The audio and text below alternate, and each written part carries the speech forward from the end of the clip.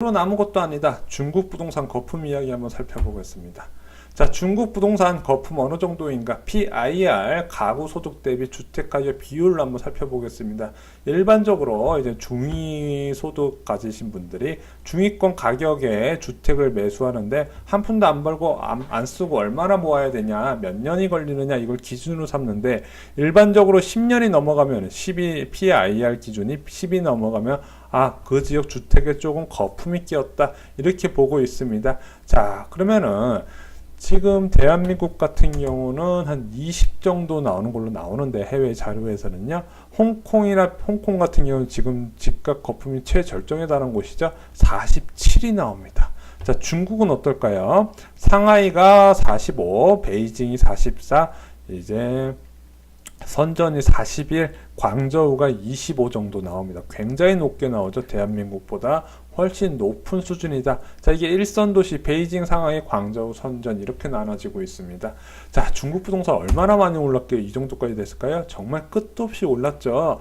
자, 중국 부동산 2000년대 초반부터 계속해서 쉴 새 없이 올랐죠.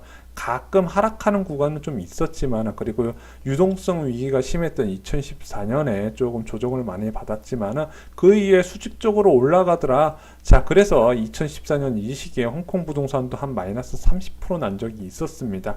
그 이후에 쉴 새 없이 집값이 올라가면서 현재 상해나 베이징 지역 같은 경우는 방 2개짜리 아파트 가격이 무려 10만 불, 한 20평대 아파트 가격이 10만 불을 넘어가더라.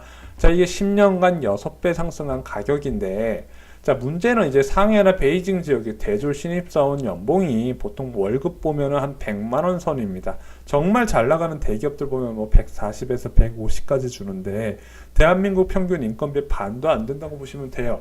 자, 그 정도 수준인데 이미 아파트 가격이 이제 서울의 마용성 지역과 거의 엇비슷할 정도로 집값이 오른 상황이니까 PIR이 그렇게 높게 나오는 겁니다.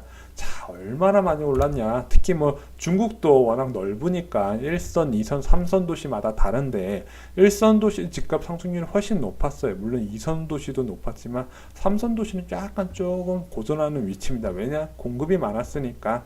자, 이렇게 집값이 1선 도시 위주로 집값이 상승을 했는데 중국 정부에서도 이걸 가만히 보고 있을 수는 없잖아요.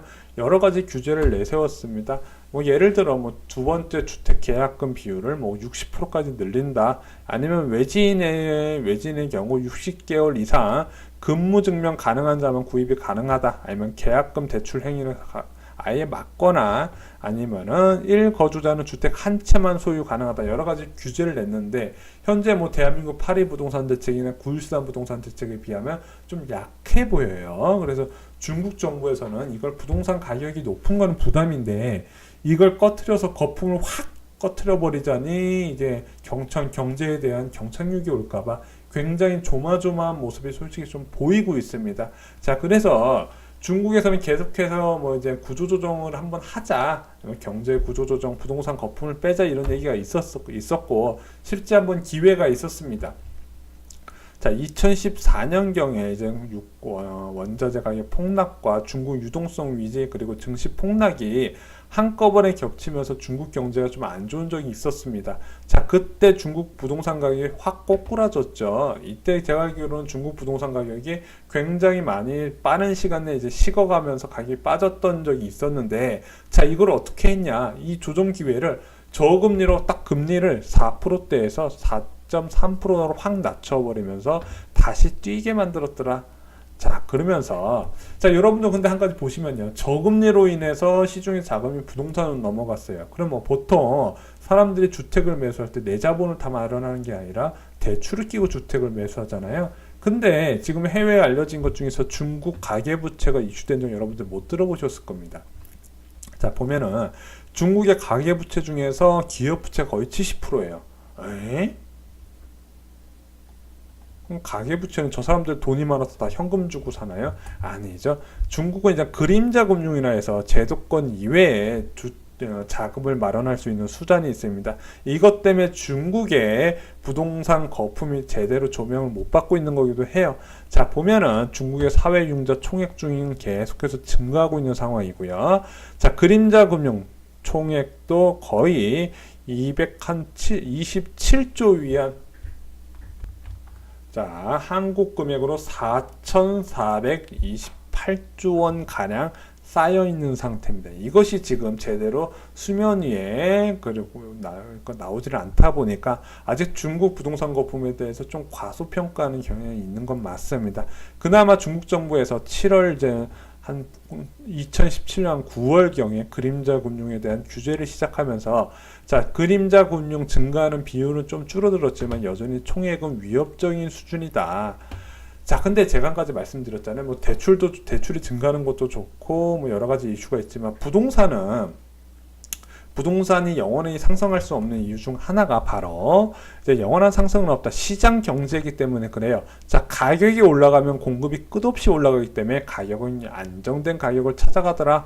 그 이유는 뭐냐? 너도 나도 10억을 받으면 우리도 아파트 짓자 해서 너도 나도 공급이 늘어난다는 거죠. 그럼 공급이 늘어나면 안 팔린 주택이 너도 나도 할인 분양을 하면서 안정된 가격을 찾아가더라. 자, 그 반대로 가격이 떨어지게 되면 공급도 줄어들기 때문에 역시 가격을 안정되게 찾아간다는 거죠. 자, 중국에서는 이렇게 가격이 오랜 기간 동안 비싸게 유지됐으면 공급이 늘지 않았을까요? 늘었겠죠. 자, 중국 대도시의 빈집이 늘어난다. 자, 현재 베이징에 한 100만 채의 빈집이 있는 걸로 추정되고 있습니다. 자, 전체 가구 수 700만 채 중에서 한 100만 채가 빈집이더라. 자, 전국적으로는 2선, 3선 도시 다 합치면은 3천만 채에서 5천만 채가 있는데 이거 아직 통계도 제대로 안 되고 있는 상황입니다. 게다가 매년 500만 채의 빈집이 빠르게 증가하고 있더라. 자, 이 빈집을 누가 갖고 있을까요? 자, 소유주가 없으면요, 부동산 그 기업에서 이걸 다 부채로 떠안고 있겠죠. 자, 중국 부동산 기업의 1위부터 20위의 부채 총액을 봤더니 무려 1,700조 원이에요. 대한민국 가계부채보다도 훨씬 많은 금액입니다. 그러다 보니까 이 빠르게 늘어가는 빈집이 결국엔 부동산을 빠르게 식어가는 원인이 되겠죠. 이미 이것이 이제 나오고 있는 상황입니다.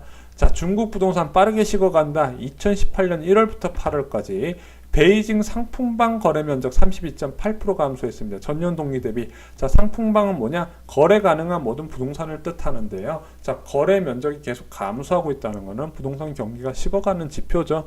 또 하나, 중국 증시에 상장된 부동산 상장 기업 부동산 상장 기업들이 주의 종목으로 편입되면서 자금난에 지금 심화가 빠져 있고요.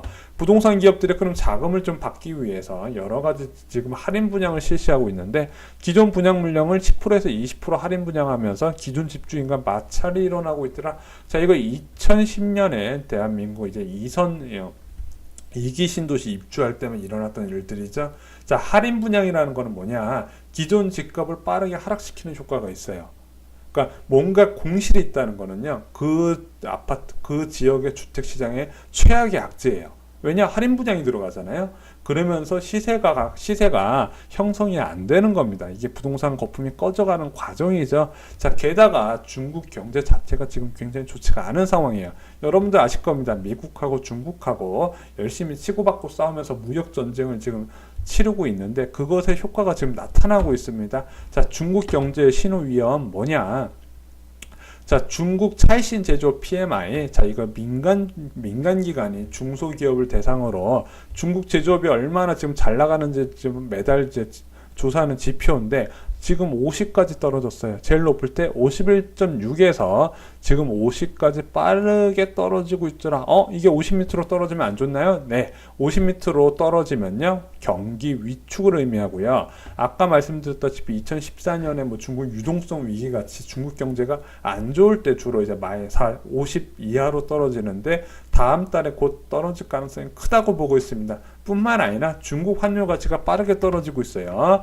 자, 중국 1달러당 지금 7달러 마지노선을 보고 있는데 6.92위안, 1달러당 7위안이 이제 마지노선으로 보고 있는데 지금 6.92위안까지 올라가고 있는 상황입니다. 환율 가치가 빠르게 떨어지고 있다는 거죠.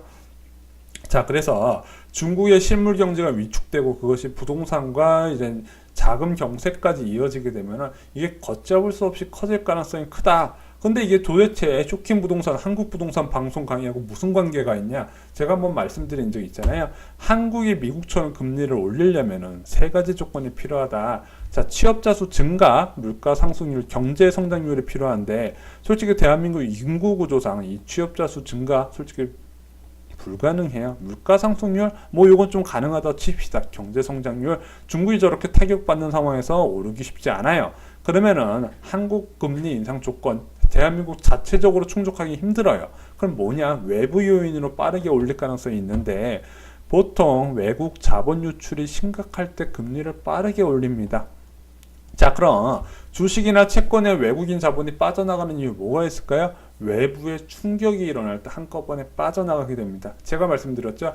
금리는 한 번 올리는 게 아니라 올리는 속도가 중요하다. 미국에서 내년에 3차례, 4차례를 지금 개혁하고 있는데 미국 수준으로 따라 올리려면은 보통 외부 충격이 있을 때 금리를 빠르게 올릴 수밖에 없더라. 그 원인은 중국이 될 거라고 저는 확신을 하고요. 여러분들한테 경고를 드리는 겁니다. 자, 지난번 일본 부동산 강의 말씀드렸을 때 부동산 필패, 비정상적인 부동산 가격은 반드시 무너진다고 말씀을 드렸습니다. 자, 내가 투자를 하려고 하는 하나의 시장을 볼 때 이제 뭐 긍정적으로 보시는 시선도 있을 것이고 부정적으로 보시는 시선도 있고 유튜브나 이제 부동산 이제 전문가 입장에서도 이런 의견이 나눠지고 있습니다. 물론 부동산 시장을 항상 부정적으로만 보시면 절대 부자는 안 돼요. 저도 그걸 여러분들의 그런 생각만 갖고 계시기를 원하지는 않지만은 자, 어떤 시기에 따라서는 부정적으로 보시는 게 이득이 되는 시기도 분명히 있습니다. 저는 지금이 그런 시기라고 확신을 합니다. 자, 대한민국 부동산, 지금 대한민국 부동산만 비이상적으로 높게 올라가는 상황은 아니에요. 전 세계가 지금 다 같이 오는 상황입니다. 하지만은 꺼져가는 과정도 같이 나타날 가능성이 크고 여기저기서 지금 신호가 나오고 있다. 그 신호를 여러분들이 유심히 보실 필요가 있다. 이렇게 말씀을 드립니다. 이상으로 쇼킹 부동산 마치겠습니다. 추천, 구독, 공유가